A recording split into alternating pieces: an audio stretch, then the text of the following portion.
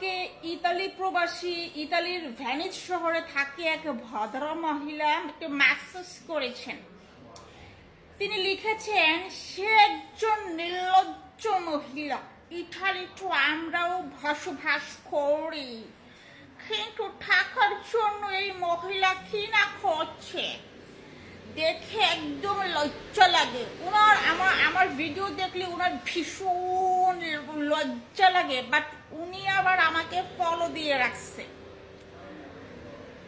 তো আমার ভিডিও দেখলে যদি উনার লজ্জা লাগে, উনি কেন আমাকে ফলো দিয়ে রাখছে? নর্মাল আমরা কাদেরকে ফলো করি, মানে যারা আমাদের পছন্দের বা যাদের ভিডিও ব্লগ আমাদের ভালো লাগে।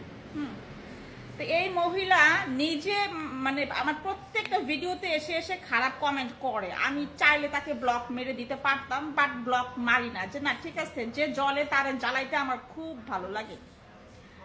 তো এই মহিলা আমার প্রত্যেকটা ভিডিও দেখে আবার কমেন্ট করে, শুধু আমি না, সে প্রত্যেকটা মানুষকে এরকম খারাপ খারাপ কমেন্ট করে।